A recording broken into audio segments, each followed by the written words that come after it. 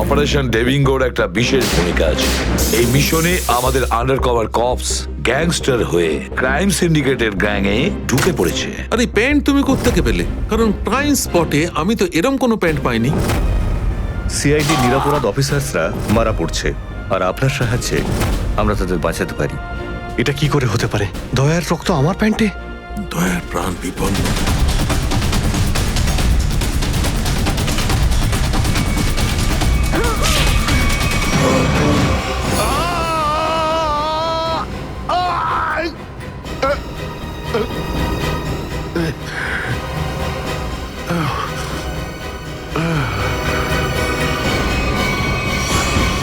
Sir, শহরে যত toll plaza রয়েছে সব জায়গায় খোঁজ নিয়েছি। না তো এসিপি স্যারের খোঁজ পেয়েছি, আর না তো দয়া স্যারের। এসিপির খবর তো পাওয়া যায়নি, কিন্তু দয়ার খবর পাওয়া গেছে। জানতে পারা গেছে কোথায় ও? আগে কয়েকটা গুন্ডা ওকে উঠিয়ে নিয়ে কোথাও একটা বন্দি করে রেখেছে। ওর অবস্থা ভীষণই খারাপ। ইনি ডক্টর প্রমোদ। নমস্কার। গুন্ডারা জোর করে তুলে নিয়ে গেছিল। অ্যাকচুয়ালি দয়ার পিঠে গুলি লেগেছিল, যেটা গুন্ডারা এনাকে দিয়ে বার করিয়েছে। কে? দয়া স্যারের গুলি লেগেছে? হ্যাঁ। এখন দয়া কেমন আছে? ও বিপদ মুক্ত তো? কিছু বলতে পারবো না। আমি তো গুলিটা তো বের করেছি, কিন্তু ওখানকার পরিবেশ যেরকম কোনো রোগীর জন্য একদমই ভালো না। আপনার তো কিছু নিশ্চয়ই মনে আছে ডাক্তারবাবু। কোথায় গুন্ডাদের এই আটাটা? ওরা আমার চোখ দুটো বেঁধে দিয়েছিল, তাই আমি বলতে পারবো না কোথায় আছে। ওখানে গিয়ে তো কাপড় খুলে দিয়েছিল। ওখানে ওদের নিশ্চয়ই দেখেছেন। ওদের মুখটা মনে আছে আপনার? হ্যাঁ, দেখলে চিনতে পারবো। Very good. পঙ্কজ, স্কেচ আর্টিস্টকে ডাকো এক্ষুনি।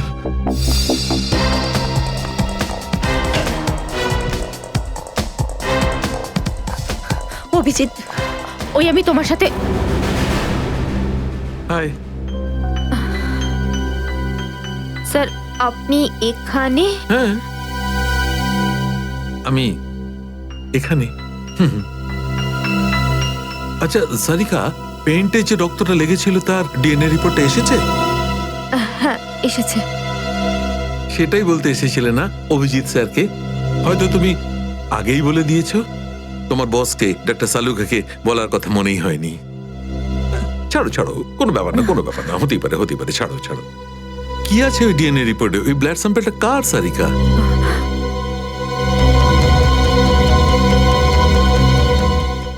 দয়া স্যারের। দয়ার? দয়ার? আচ্ছা, ওই প্যান্ট যার উপর এই রক্তটা লেগেছিল, ওই সেই প্যান্টটা কার?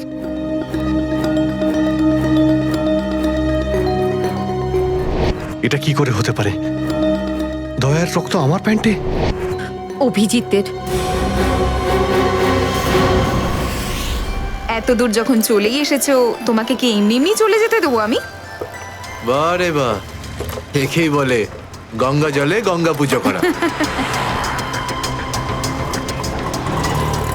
কেতন, খুব জল তেষ্টা পেয়েছে, ডাবের জল খাই না, চলো না। দাঁড়া আসছি। কেতন, আরে না না না, কেন? ছাড়ো। চলো না প্লিজ। কেতন, কেতন। বাকি শপিং না অন্য কোনো দিন করো, চলো বাড়ি যাই। না না, আমি এখনই শপিং কেতন! করবো। অন্যদিন কেন? আরে বোঝার চেষ্টা করো না, আমার শরীর খারাপ। প্লিজ প্লিজ না, বোঝার না, চেষ্টা এক্ষুনি। করো। আমি বলছি প্লিজ না, এক্ষুনি। কথা শোনো আমার। কেতন, কোথায় ছিলে তুমি কেতন? কে এটা? আমি কি করে জানবো? আমি চিনি না এনাকে। তুমি আমাকে চেনো না? নিজের সিমিকে চিনতে পারছো না কেতন? দেখুন দিদি, আপনি কিছু একটা ভুল করছেন। উনি কেতন নয়, উনি আমার স্বামী জয়। আমি আমার স্বামীকে চিনতে একটুও ভুল করিনি। এ আমার কেতনই।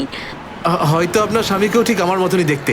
আমার নাম তো জয়, জয় ধনকিশোর। এই দেখুন আমার ড্রাইভিং লাইসেন্স। তোমরা পুলিশরা এই ডুপ্লিকেট ড্রাইভিং লাইসেন্স ইজিলি বানাতে পারো, আমি সব জানি। কিন্তু তুমি এরকম কেন করছো? পুলিশ?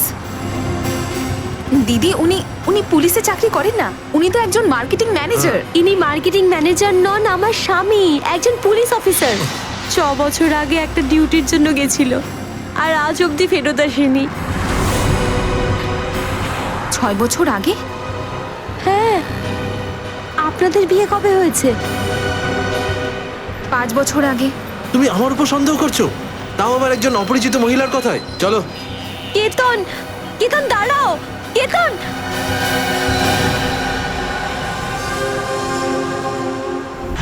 অভিজিতের প্যান্টের ওপর দয়ার রক্ত। তিনবার টেস্ট করিয়েছি, কিন্তু ফলাফল ওই। আর সেই কারণে তুমি প্যান্টটা চুপচাপ সারিকাকে দিয়ে দিয়েছিলে, কারণ তুমি জানতে ওই প্যান্টে দয়ার রক্ত লেগে আছে। যদি আমি জানতাম যে আমার প্যান্টে দয়ার রক্ত লেগে আছে, তাহলে সেটা আমি টেস্ট করার জন্য কেন দেব?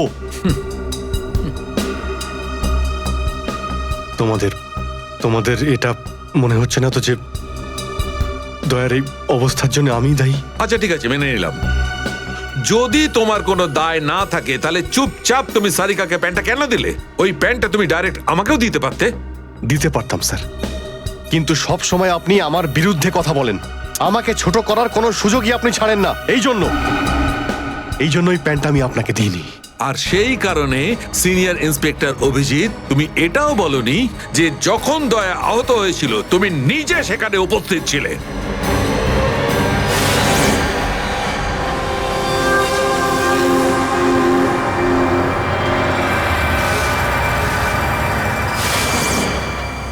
বলে দিতাম যদি আমার মনে থাকতো। আমার এখনো কিছু মনে নেই যে ওই রাতে কি হয়েছিল। আপনার মনেই নেই যে ওই রাতে কি হয়েছিল? ডক্টর সালুখে, আমরা অভিজিৎ স্যার আর দয়া স্যারের বন্ধুত্বের উদাহরণ দিই, আর আপনি ওনাদের উপরে এরকম অপবাদ দিচ্ছেন? হ্যাঁ স্যার, অভিজিৎ স্যার নিজের জীবন দিয়ে দেবেন, কিন্তু দয়া স্যারের উপর একটা আঁচল লাগতে দেবেন না। ও আচ্ছা, চলো ঠিক আছে, মেনে নিচ্ছি। আমি আমার সমস্ত কথা ফিরিয়ে নিচ্ছি। I am sorry. আমি মেনে নিচ্ছি যে দয়া আজকে যে অবস্থায় আছে তার দায় অভিজিতের নয়, কিন্তু এই কথাটা আমি কিছুতেই মানবো না যে দয়া যখন আহত হয়েছিল তখন অভিজিৎ ওখানে ছিল আর ওর কিছুই মনে নেই। কিছু একটা ঘটনা অভিজিতের মাথায় নিশ্চয়ই ঢুকে গেছে, কিছু তো আছে। ইটস ইম্পসিবল, কিচ্ছু মনে নেই। ডক্টর সালুখে, আপনি আমার কাটা ঘায়ে আর নুন ছেটাবেন না। আপনি খুব ভালো মতোই জানেন যে আমার স্মৃতিশক্তি। জানি অভিজিৎ, আমাকে মনে করিয়ে দেওয়ার চেষ্টা করো না। আমি ভালো করে জানি অভিজিৎ, যখন সিনিয়র ইন্সপেক্টর অভিজিৎ কোনো প্রবলেমের মধ্যে পড়ে তখন ওর কাছে একটা মস্ত বড় হাতিয়ার আছে, ওর স্মৃতিশক্তি। প্লিজ সালুকে স্যার, আপনি অভিজিতের integrity. Hold on doctor Sarika, ইন্টিগ্রিটির পার্ট তুমি আমাকে পড়াতে এসো না। তুমি সিআইডির সবচেয়ে বড় নিয়ম ভেঙেছো, আমাদের কাছ থেকে এইরকম একটা বড় প্রমাণ লুকানোর। আন্ডারস্ট্যান্ড? ইন্টিগ্রিটি। স্যার, ওই দিন রাতের এমন কোনো কথা যেটা আপনার মনে আছে? যাই হোক,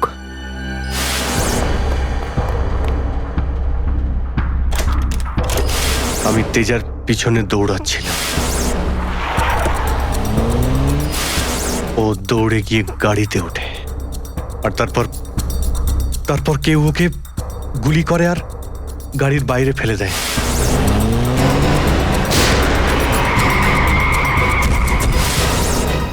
যখন আমি দৌড়ে গিয়ে তেজার লাশের কাছে যাই, তখন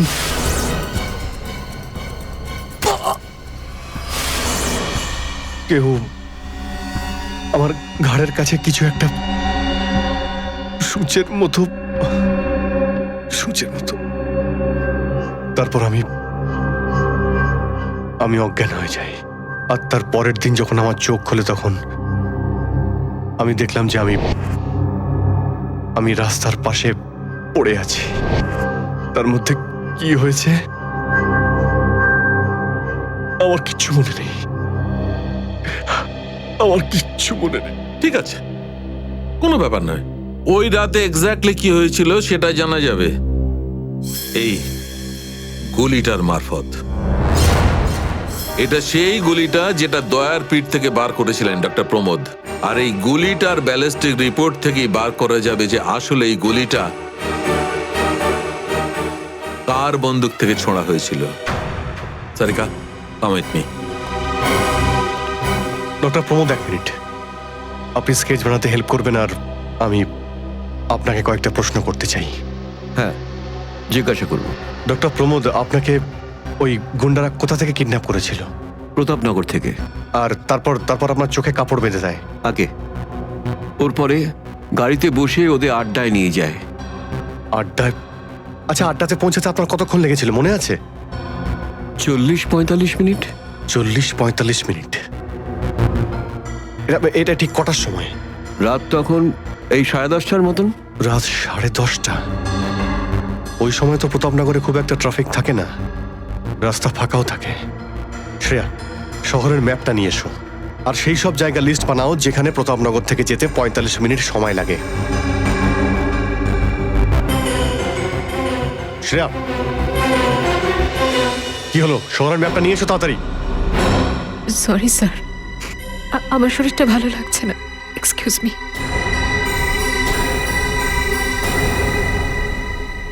I can't believe this Maya, তুমি নিজের স্বামীর কথা বিশ্বাস করছো না, একজন অপরিচিত মহিলার কথা বিশ্বাস করছো তুমি। একটা মেয়ে অন্য একটা মেয়ের চোখের দিকে তাকালেই বুঝতে পারে যে সে সত্যি বলছে না মিথ্যে, আর ওর চোখে সত্যিটা ছিল, ওর চোখে জল মিথ্যে বলছিল না। মায়া, মায়া তুমি ওর কথায় বিশ্বাস করছো চোখের জল দেখে, আর তুমি আমাকে সন্দেহ করছো।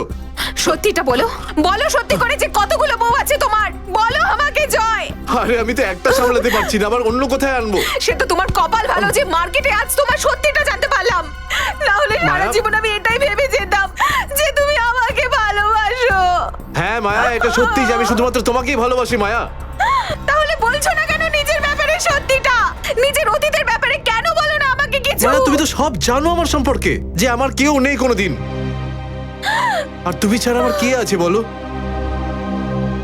আর তোমার কাজ? তুমি পুলিশে আছো নাকি মার্কেটিং ম্যানেজার? মার্কেটিং মায়া। সব মিথ্যে। আমি তোমার অফিসে যেতে চাই। আমি কিছু জানি না, আমি তোমার অফিসে যেতে ঠিক চাই। আছে, ঠিক আছে, অফিস যেতে চাও? আমি সামনের সপ্তাহে তোমাকে আমার অফিসে নিয়ে যাবো, খুশি? কেন? পরের সপ্তাহে কেন? হ্যাঁ, কালকে কেন নয়? হ্যাঁ, বরং আমি তো বলবো যে কাল নয়, আজই যেতে চাই আমি তোমার মায়া অফিসে। মায়া মায়া, সন্দেহের একটা লিমিট থাকে মায়া।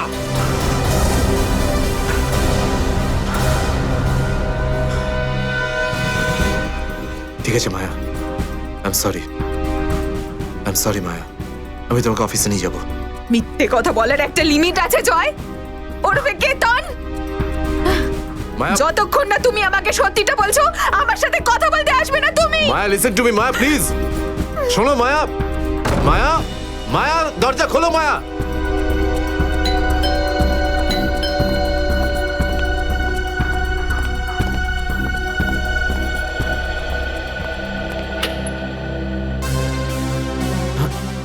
আপনি?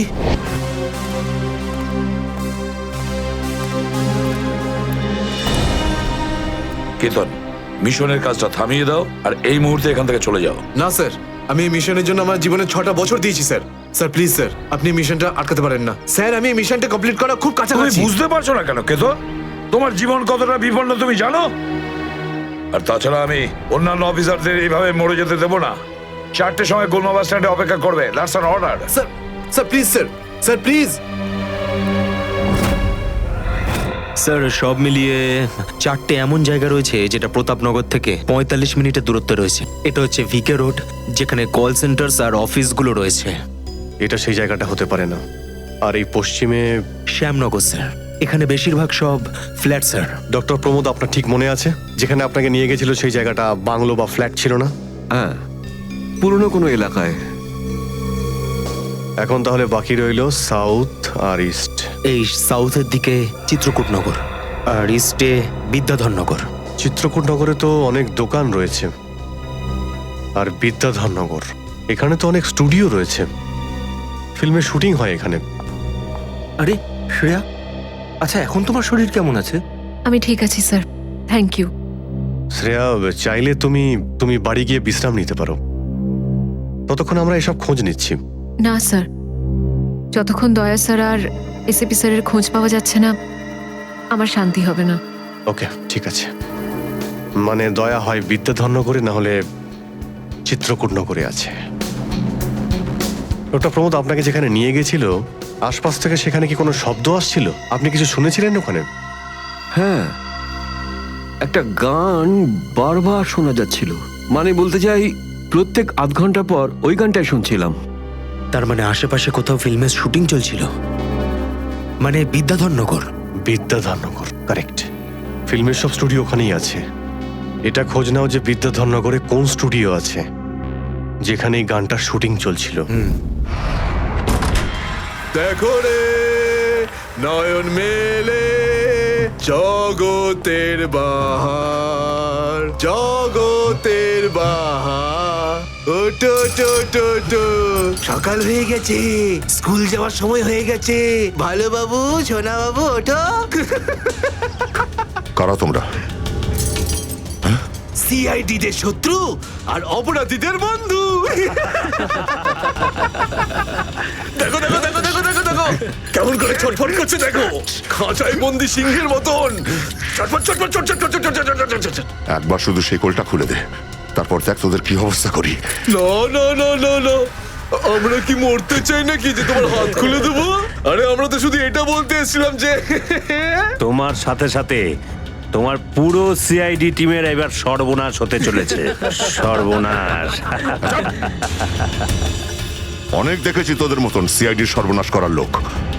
আজ তারা কোথায় আছে কেউ সেটা জানে না। তুমি আমাদের এতটা বোকা আর দুর্বল ভাবতে যেও না, কারণ আমাদের বস এত চালাক, এতটাই চালাক যে সিআইডির ছায়াও ওর কাছে পৌঁছাতে পারবে না। আমার কথা শোন, গিয়ে তোর বসকে বলে দে কাউন্ট ডাউন শুরু করে দেয় যেন ও বাঁচবে না আর, বাঁচবে না আরো। কি ব্যাপার তোমাদের ভাই, তোমাদের এই সিআইডি অফিসারদের এই ব্যাপারটা আমার দারুণ ভালো লাগে। মৃত্যুর মুখে বসেও ডায়লগ মারতে ছাড়ো না তোমরা। দয়া, তোমার সঙ্গে দেখা করে খুব ভালো লাগলো। Good bye.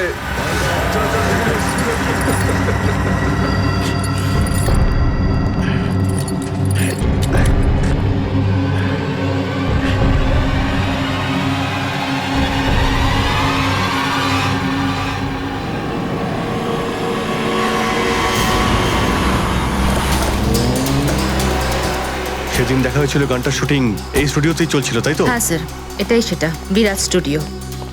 দয়াকে এখানেই হয়তো কোথাও রেখেছে।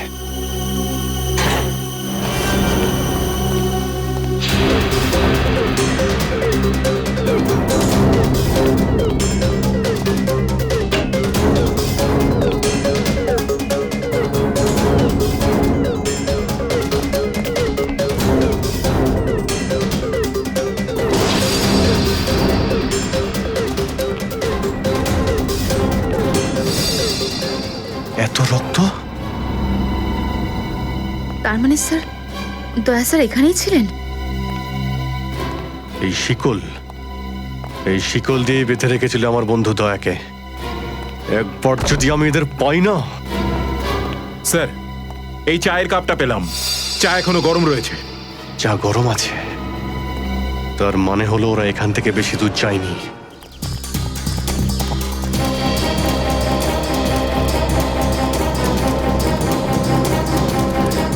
স্যার, মনে হচ্ছে এখানে কিছু হয়েছে।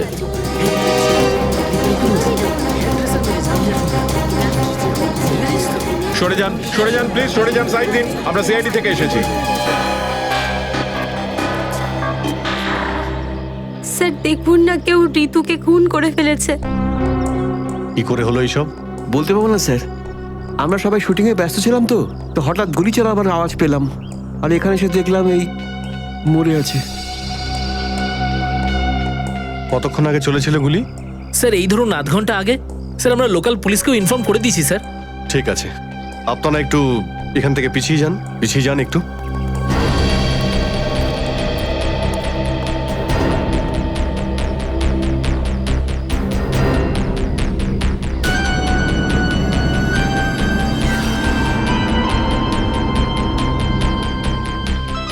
গুলি বেরিয়ে গেছে মাথা থেকে। গুলি লাগা 2 সেকেন্ডের মধ্যেই বেচারি মারা গেছে। গুলি লাগার পরেই এফোড় ওপড় হয়ে গেছে। একটু চেক করো আশেপাশে, দেখো গুলি এই ডিরেকশনে কোথাও পাও কিনা।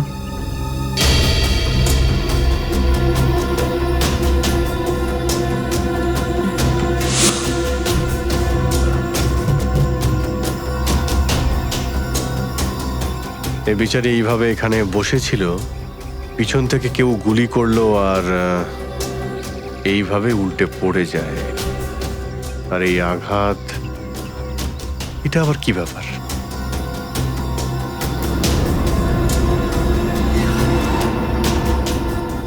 উইক পড়েছিল মেয়েটা?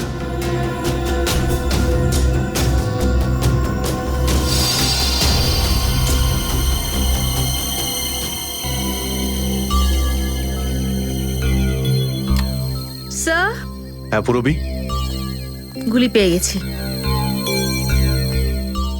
রাইফেলের গুলি মনে হচ্ছে। রেখে দাও এটাকে।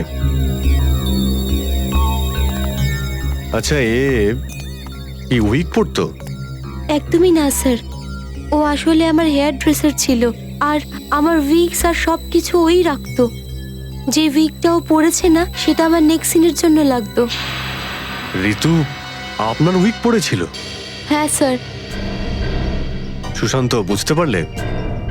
যখন ঋতুকে গুলি করা হয় তখন খুনি ওর মুখটা দেখেনি, গুলি পিছন থেকে চালিয়েছিল।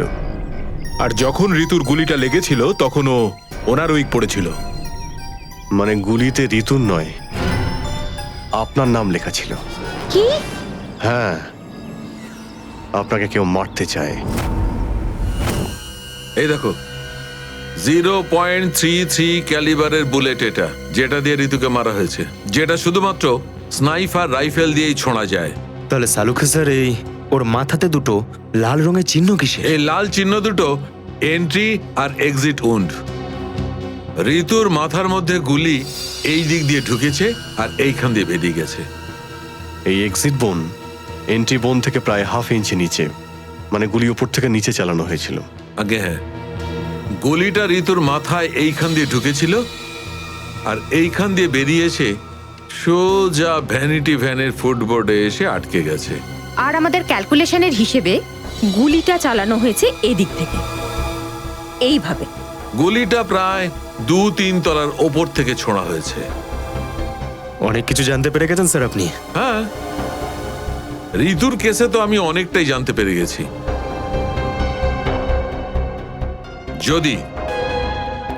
যদি আমি এইটা জানতে পারতাম যে দয়া আর আমার অন্যান্য অফিসারদের মধ্যে কি হয়েছিল, কিন্তু আফসোস, যে লোকটি এই কথাটা বলতে পারতো সে বলতেই চাইছে না। আপনি কি বলতে চাইছেন যে আমি কি বলছি না? মনে থাকলে তো বলবো। আপনি সবসময় আমার বিরুদ্ধে বাজে অভিযোগ করেন। না অভিজিৎ, সালুকে কারোর ওপর কখনো বাজে অভিযোগ করে না। ডক্টর সালুকে প্লিজ, আপনি কি please? Please sir, Saluke sir please, আমরা কি এখন শুধুমাত্র ঋতুর কেসটা নিয়ে কথা বলতে পারি? ঋতুর কেসে আমি যতটা জানতে পেরেছি আমি সবটাই বলে দিয়েছি। ব্যাস, এখন আমার অপেক্ষা শুধুমাত্র একটা প্রমাণের জন্য, যা দিয়ে আমি জানতে পারবো দয়ার সঙ্গে কি ঘটেছিল। That's it. দেখলে, এই জন্য আমি তোমাকে বলেছিলাম যে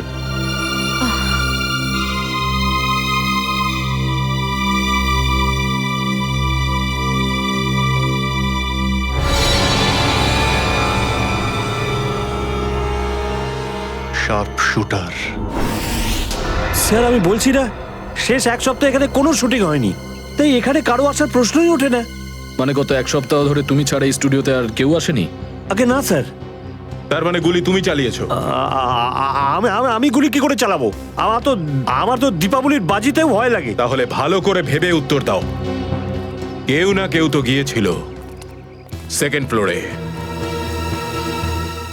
হ্যাঁ স্যার, একজন প্লাম্বার এসেছিল ওই পাইপ ঠিক করতে। সেকেন্ড ফ্লোরে? হ্যাঁ স্যার। নিয়ে চলো সেখানে, চলো।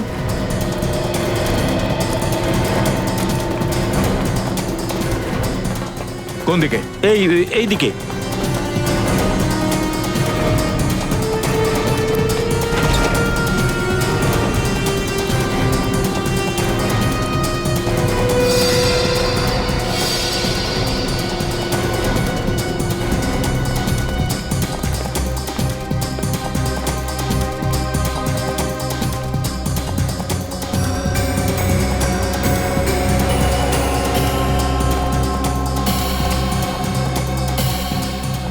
এখান থেকে। ঋতু ওখানে ছিল আর শার্প শুটার গুলি সম্ভবত এখান থেকেই চালিয়েছে।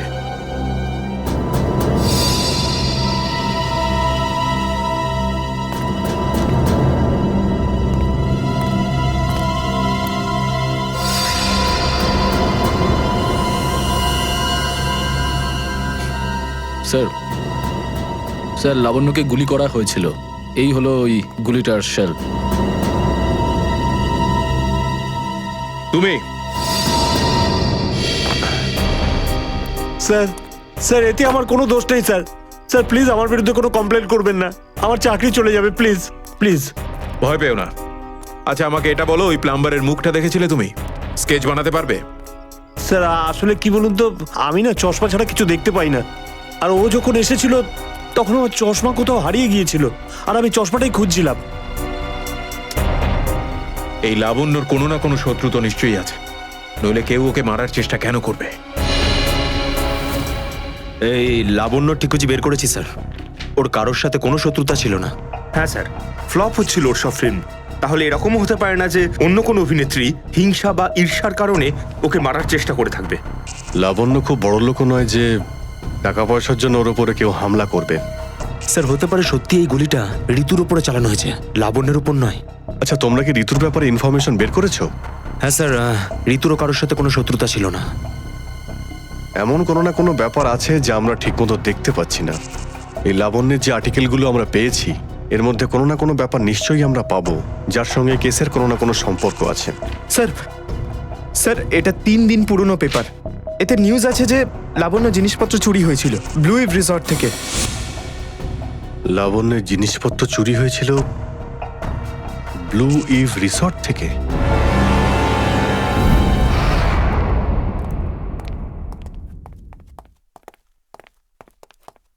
এটাই রুম স্যার।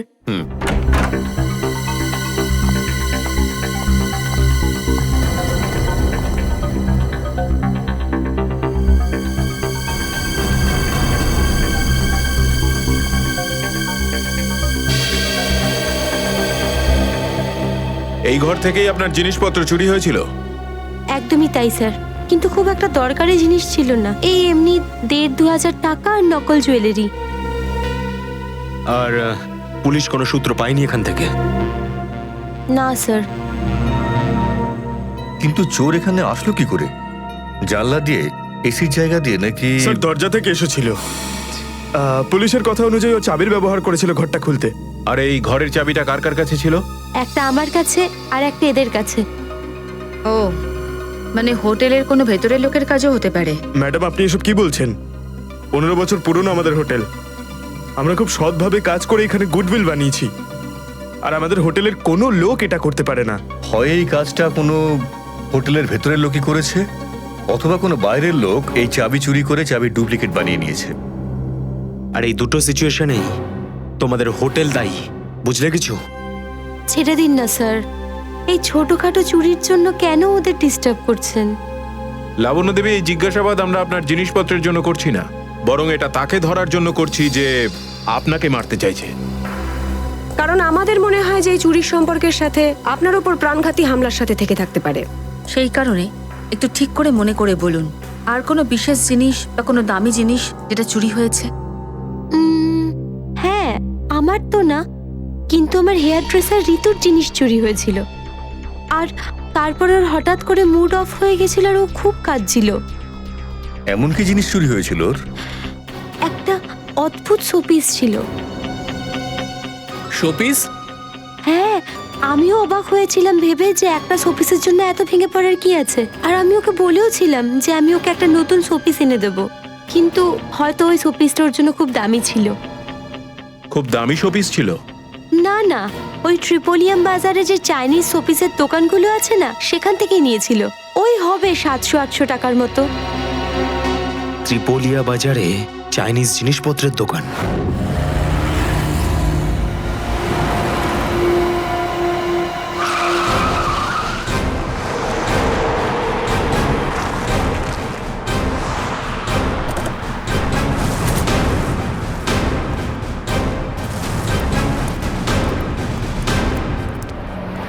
সিআইডি। সিআইডি? একটা খুনের ব্যাপারে আপনার থেকে কিছু জানতে চাই। খুন? কার খুন হলো আবার? এর নাম ঋতু, ফিল্ম ইন্ডাস্ট্রিতে হেয়ার ড্রেসারের কাজ করে। কিছু মনে পড়লো? আমি তো একে কোনোদিন দেখিনি। গত শনিবারে আপনার দোকানে এসেছিল। ও একটা মূর্তি কিনেছিল। এই অনেকটা এরকম ছিল। শনিবার তো আমি ছুটিতে ছিলাম। হ্যাঁ, সুশান্ত দোকানটা দেখছিল। কি সুশান্ত? তুমি দেখেছো মেয়েটাকে? হতে পারে এখানে এসেছিলেন। শনিবারের দিনটা খুব বিজি দিন থাকে, অনেক লোক আসে। কিছু মনে পড়ছে না। আচ্ছা, আমাকে এই মূর্তিটা দেখাও তো। ওই মূর্তিটাও।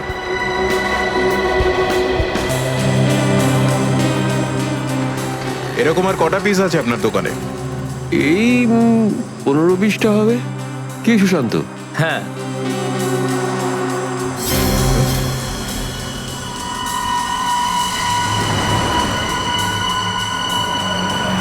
ওখানে ওই দুটো বক্সে ক্রস চিহ্ন দেওয়া কেন?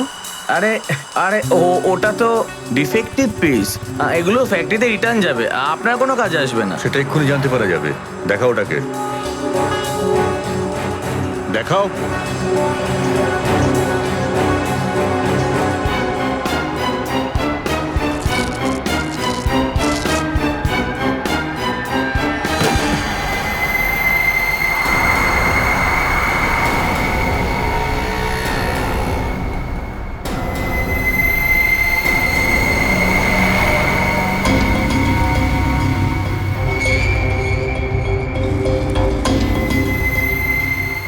তো এসব ড্রাগসের ব্যাপার। ঋতুকেও এরকমই সব পিস বেঁচেছিলে? সুশান্ত, তুমি আমার দোকানে থেকে ড্রাগসের কারবার করতে? এবার বন্ধ করো এই নাটকটা। অ্যারেস্ট করো এই দুজনকে। আসুন, পরে দেখছি। চল, তোকে বোঝাচ্ছি, চল। স্যার, আমি কিছু করিনি স্যার। চল।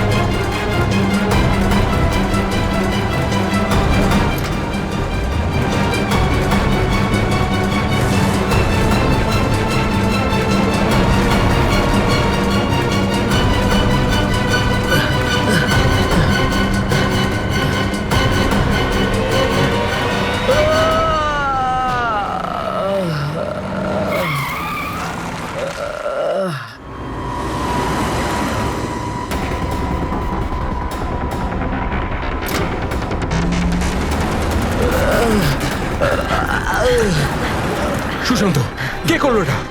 বলো সুশান্ত, উত্তর দাও। হ্যাঁ, বলো বলো সুশান্ত, কে করলো এটা? সুশান্ত,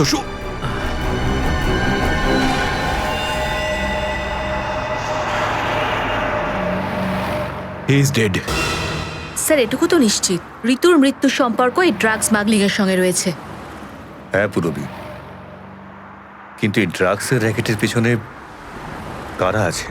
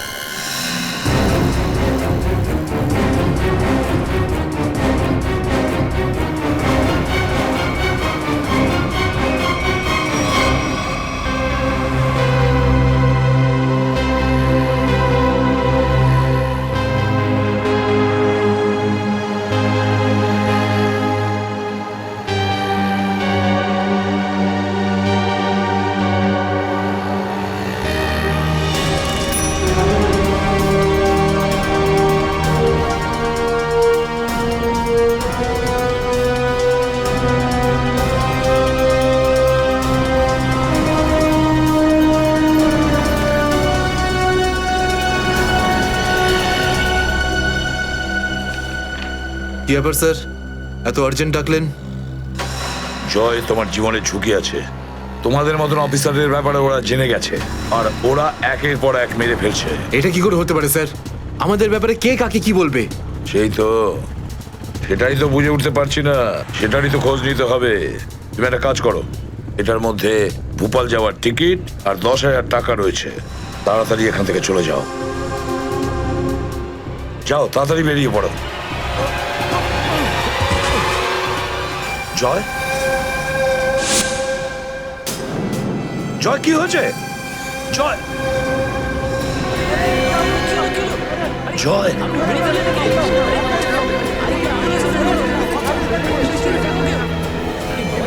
মাই গড,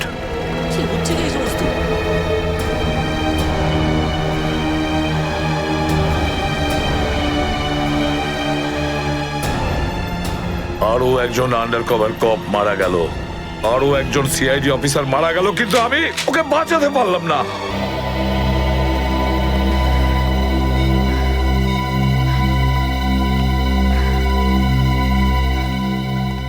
দয়া স্যারের ফোনটা কেন লাগছে না? শ্রেয়া, দয়া স্যারও ঠিক ফিরে আসবেন যেরকম অভিজিৎ স্যার এসেছেন। স্যার কিভাবে ফিরে আসবেন? আমরা তো এটাও জানি না যে দয়া স্যার কোথায় আছেন। স্যার, নাইবা দয়া স্যারের খোঁজ পাওয়া যাচ্ছে, নাইবা এসিপি স্যারের। শ্রেয়া, ওনারা সিআইডি অফিসার, এরকম অনেক সমস্যার সম্মুখীন হয়েছেন। যেখানেই থাকুক না কেন, নিশ্চয়ই ভালো থাকবেন ওনারা। স্যার, আপনি এমনটা কিভাবে বলতে পারেন? আপনি রক্ত দেখেছিলেন তো? কতটা রক্ত পড়েছিল বলুন তো ওখানে? আর ওই গুলিটা, যে গুলিটা দয়া স্যারের শরীর থেকে বেরিয়েছিল। হ্যাঁ শ্রেয়া, আমি সবকিছু দেখেছি, কিন্তু তার মানে এটা তো নয় যে সিআইডি অফিসাররা মারা যান না। স্যার, হ্যাঁ স্যার, আপনি ঠিক আছেন তো? স্যার, কাল থেকে আপনাকে ফোনে পাচ্ছিলাম না। হ্যাঁ, আমি একটা জরুরি কাজে ব্যস্ত ছিলাম। এমন একটা টপ সিক্রেট কাজ ছিল, কাউকে বলতে পারিনি, এমনকি তোমাদেরও নয়। স্যার, কি স্যার, দয়া স্যারের কোনো খোঁজ পাওয়া যাচ্ছে না। দয়া স্যারের কোনো খোঁজ পাচ্ছ না মানে? স্যার, দয়া স্যার নিখোঁজ। কিন্তু গেল কোথায় ও?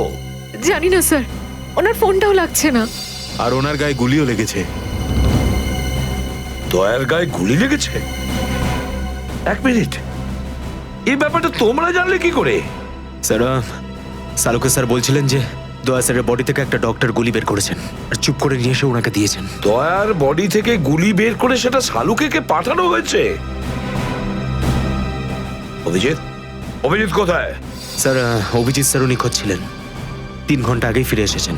আর তার থেকে বড় কথা স্যার, অভিজিৎ স্যারের প্যান্টে দয়া স্যারের রক্ত লেগেছিল। অভিজিৎ নিখোঁজ? 3 ঘন্টা আগে ও ফিরে এসেছিল, আর ওর প্যান্টের ওপর দয়ার রক্ত লেগে আছে? আর ওনার কিছুই মনে নেই স্যার। আর ওর কিছু মনে নেই? সেই একই ব্যাপার, সেই একই ব্যাপার। অভিজিৎ যখনই কোনো মুশকিলে পড়ে, ওর স্মৃতিশক্তি লোপ পেয়ে যায়। এসব কি হচ্ছে সিআইডির মধ্যে? আমাদের তিনজন আন্ডার কভার অফিসার মারা গেছে। ওই অফিসারদের ব্যাপারে আমি ছাড়া আর কেউ কিচ্ছু জানতো না, কিন্তু ওদের নাম বাইরে ফ্ল্যাশ হয়ে গেছে। কিভাবে? স্যার, এই কথাটা যদি শুধু আপনি জানতেন তাহলে। সেটাই তো বলছি আমি সচিন, সেটাই তো বুঝে উঠতে পারছি না। এসব কি করে হলো, কিভাবে হলো? এটার একটাই মানে দাঁড়ায় সচিন, আমাদের মধ্যেই কেউ একজন আছে যে আমাদের সঙ্গে বেইমানি করছে, আমাদের সাথে বেইমানি করছে। একজন বেইমান আছে। আর স্যার, একটা কথা আরো, একজন হেয়ার ড্রেসার খুন হয়ে গেছে স্যার। Hair dresser? হ্যাঁ স্যার, শুটিং চলাকালীন ওকে খুন করা হয়েছে। স্যার, মনে হচ্ছে এই খুনটা ড্রাগসের কারণে হয়েছে। আর স্যার, তদন্ত করতে করতে একটা লোক পর্যন্ত পৌঁছেছি, কিন্তু শেষে ও মারা যায়। আর স্যার, ওর পকেট থেকে আমরা এই কাগজটা পেয়েছি। স্যার, এটার উপরে কিছু নাম্বার লেখা রয়েছে। 185637245 183567235। আমার মনে হয় সচিন, এটা কোনো টেলিফোন বা মোবাইলের নাম্বার নয়। এই নাম্বারটা অন্য কিছু, এই নাম্বারটা অন্য কিছুরই হবে। কিন্তু কি, কিসের নাম্বার হতে পারে এটা? হ্যাঁ সালুকে। আরে, এরা তো সব তোমার সঙ্গেই আছে। তোমার অফিসাররা তো তোমাকে খুঁজে খুঁজে হয়রান হয়ে গেল। আমি কোথায় গিয়েছিলাম ওরা জানে। এবার তুমি বলো, এমন কোন কথা আছে যেটা ফোনে বলতে পারোনি? প্রদ্যুমন, এই কথাটা আমরা দুজন আলাদা বলতে পারি না। কেন? এমন কি কথা আছে যে এদের সামনে তুমি বলতে পারছো না? বলতে পারি, কিন্তু ভয় পাচ্ছি। ভয় পাচ্ছি যে যে লোকটাকে এরা হিরো মনে করে, যারা তার মতো হতে চেষ্টা করে, স্বপ্ন দেখে, যাতে ও নিজে এই লোকেদের দৃষ্টিতে পড়ে না যায়। এসব ঘুরিয়ে ফিরিয়ে কথা বন্ধ করো সালুকে। পরিষ্কার করে বলো, আর সবার সামনে বলো। ঠিক আছে, পরিষ্কার করে বলছি, আর আমি সবার সামনে বলছি। কিন্তু যেটা আমি বলবো সেটা শুনে কেউ যেন মনে করো না যে আমি কারোর ওপর বদলা নিচ্ছি বা কারোর সঙ্গে শত্রুতা করছি।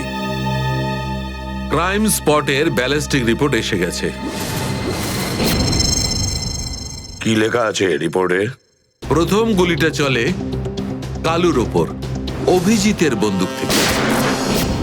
আমাদের আন্ডার কভার কপের উপরে? আগে হ্যাঁ, শুধু তাই নয়, দ্বিতীয় গুলিটা চালানো হয়েছিল ভিকুর ওপর, দয়ার বন্দুক থেকে। না, এরকম হতে পারে না। অভিজিৎ স্যার আর দয়া স্যার ভিকু আর কালুকে এইভাবে চেয়ারে বেঁধে রেখে গুলি চালাতে পারে না স্যার। ফ্রেডে, ব্যালিস্টিক রিপোর্ট কখনো মিথ্যে কথা বলে না। আর সবচেয়ে ইম্পর্টেন্ট রিপোর্ট, সেই রিপোর্ট যার জন্য এদের সবাইকে বাইরে যেতে বলেছিলাম। অভিজিতের ফোন। অভিজিৎ, কোথায় তুমি? এখন এই মুহূর্তে ফরেনসিক ল্যাবে তুমি চলে এসো। ফরেনসিক ল্যাবে? কেন স্যার, কি হয়েছে? অভিজিৎ, তুমি কাল্লুকে গুলি চালিয়েছো? কাল্লুকে গুলি আমি? আর স্যার, ওকে আমি কেন গুলি করতে যাব? অভিজিৎ, তুমি এই মুহূর্তে ফরেনসিক ল্যাবে চলে এসো, and that's an order. Sir, এই কথাটা শুনে আপনি যতটা অবাক হয়েছেন ততটা আমিও অবাক হয়েছি। আর যতক্ষণ আমি এটা না জানছি যে ওই রাতে কি হয়েছিল, আমি আসবো না। তাহলে কি তুমি আমার বিরুদ্ধে যাবে? স্যার, আমি আপনার বিরুদ্ধে যাচ্ছি না স্যার। আমি সেটাই করছি যেটা আপনি আমাদের শিখিয়েছিলেন, সিআইডির ডিউটি স্যার। অভিজিৎ, ও না করে দিল। আপনার অনেস্ট, ব্রিলিয়েন্ট, ইন্টেলিজেন্ট অফিসার আপনার অর্ডার ক্যারি আউট করতে না করে দিল এসিপি সাহেব। আমি জানতাম প্রদ্যুমন, এই অভিজিৎ একদিন না একদিন পুরো সিআইডি টিমের জন্য সেই মাছি প্রমাণিত হবে যে সমস্ত পুকুরটাকে নষ্ট করে দেয়। এই অভিজিতের কারণে আমাদের পুরো সিআইডি টিমের বদনাম হয়ে যাচ্ছে। কলঙ্ক একটা। এই অভিজিৎ সিআইডি টিমের একটা বড় বোঝা, একটা কলঙ্ক। অনেক হয়েছে স্যার, বন্ধ করুন এসব। আর কি উল্টোপাল্টা বলবেন ওর নামে? আমি বন্ধ করব? আমি তো বন্ধ করে দেবো সারিকা, কিন্তু এই রিপোর্ট, এইটার কি করবে? এইটা চুপ করে থাকবে না সারিকা, এইটা সত্যি কথা বলবে বস। জানো এই রিপোর্টে কি আছে? কি আছে ওই রিপোর্টে? দয়ার উপর গুলি কে চালিয়েছে, কে মেরেছে সালুকে, কে করেছে গুলিটা? প্রদ্যুমন, দয়ার উপর গুলি তোমার honest, brilliant, intelligent officer Abhijit চালিয়েছে। কি? দয়া অভিজিতের গুলির শিকার হয়েছে প্রদ্যুমন। অভিজিৎ গুলি চালিয়েছে দয়ার ওপর। অভিজিৎ? অভিজিৎ অভিজিৎ দয়াকে গুলি করেছে?